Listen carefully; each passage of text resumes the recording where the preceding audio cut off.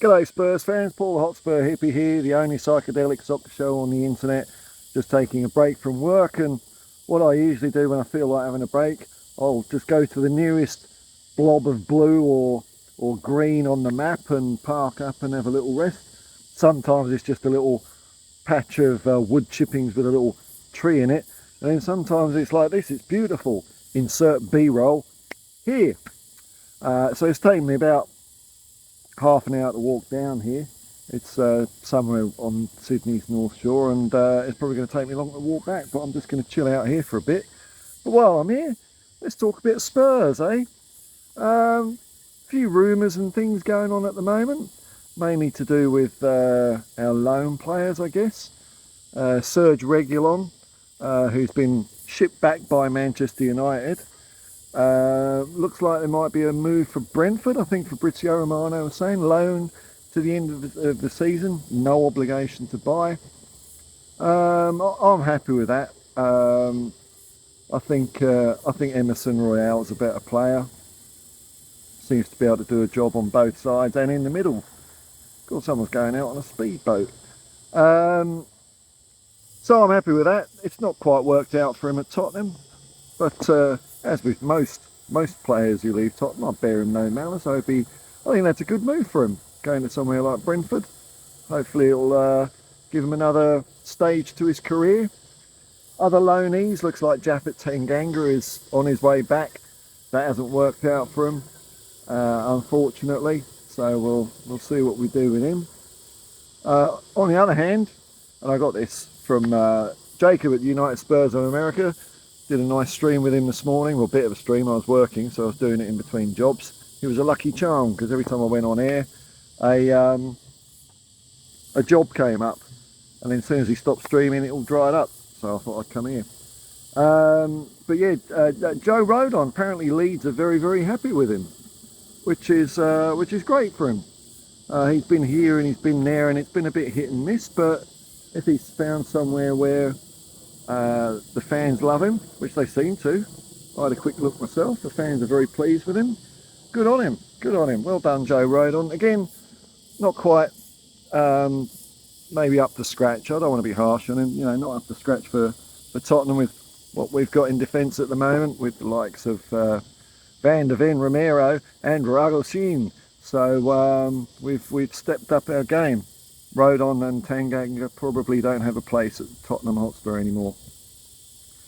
The other news is regarding Pierre-Emile Højbjerg, and it seems like we're only going to let him go either for an outright fee or if there's a loan but with an obligation to buy at the end, and that makes sense to me because if that doesn't come off, we'll just use him.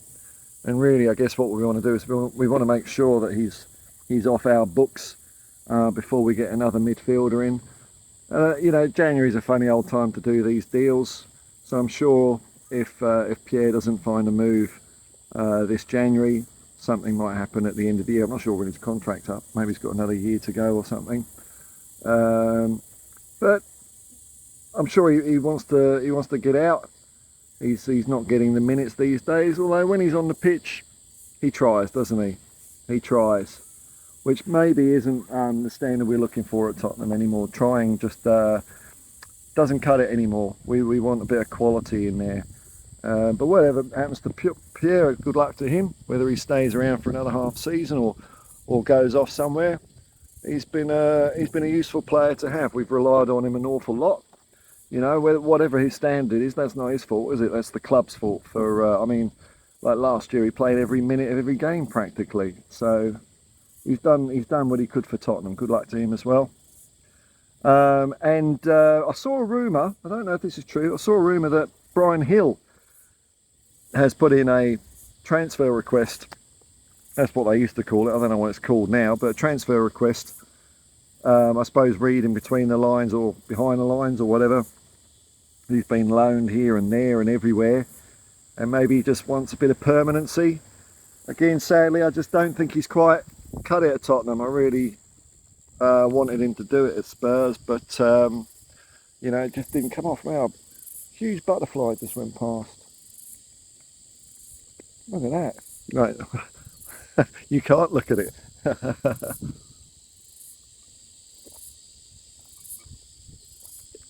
Very hot and humid day here in Sydney.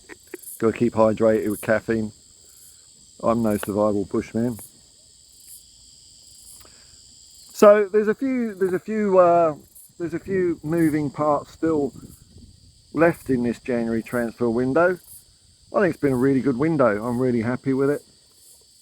Anything on top now is just a bonus. It's like the difference between an 8 out of 10 for a transfer window and a 9 or a 10 even. So it's all been going well. Ange Postecoglou seems to have got the team humming along. We're coming out of the bit where our players have been missing, and I think our experiences are going to make us tougher, make us harder, and it all started at that Chelsea game really. It was easier to play that system early on in the season when we had that really good run of 10 games. But it's when your back's against the wall, that's when you find out who's on board and who's not. And for whatever you may think of it, not you, but you generally, whether it was wise to go all out attack with 9 men or whatever, to me it's kind of irrelevant. I enjoyed it personally, but the fact is the players bought into it and they went for it. And if you can do that in tough times, like in that game, then when times get easier against easier foe, or the circumstances are easier, or you've got 11 men on the pitch, that's always handy, then you're going to find it easier. It goes all into your football brain. And the only other bit of news I've got is, oh well, I have some news. I'll give you a sneak preview. I'm starting a new football debate channel. The question is football? And to find the answer, I've assembled fans from all different clubs, and they're going to be streaming 24 hours, 7 days a week, until we get the answer to the question, football. So here's the trailer.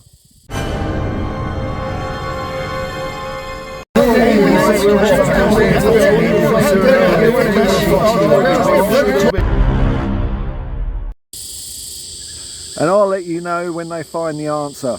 I'm not going to watch it all the time, it'll do my head in. But I'll have a look now and then. I've asked them when they find the answer to just stop streaming and put a little, thing up on the screen with what's the answer? Football. Because it seems to be everything everyone's debating about and no one knows the bloody answer yet. So I'm determined to find out with 7 monkeys. Last bit of news. Jose's been sacked by Roma. Probably, I think they might have had high expectations. I don't know what's going on now. I looked at the table over there, and I think there was something like 4 or 5 points separating 4th till 9th. It's quite congested in there. So, I don't know. I mean, I'm tipping Jose to go back to Chelsea because Todd Bowley is completely on the nose with the Chelsea fans at the moment. They don't like Poch much there because he's a Spurs person. So I reckon Jose might return to Chelsea. Will he do well there or not? I don't know. Seems like a young squad. Is that his cup of tea? I don't know. But again, good luck to him. Apart from if he goes to Chelsea, moderate luck. But I don't think they'll achieve anything. Todd Bowley strikes me as a person who's interested in money over success, and he's just going to milk it and bilk it until he can flog it to some other twat who's got more money than him. That's what these rich people do, don't they? So the club doesn't benefit at all. It's just money changing hands between toffs and spivs and entrepreneurs, basically con men that rip off the common man. So I've got no sympathy for them. Don't like him, don't like Levy, don't like the Glazers, Cronkies, any of them. They're all crooks. Anyway, I'm going to enjoy relaxing here a little bit more. And until next time, folks, peace and love, man, and Carl, you Spurs.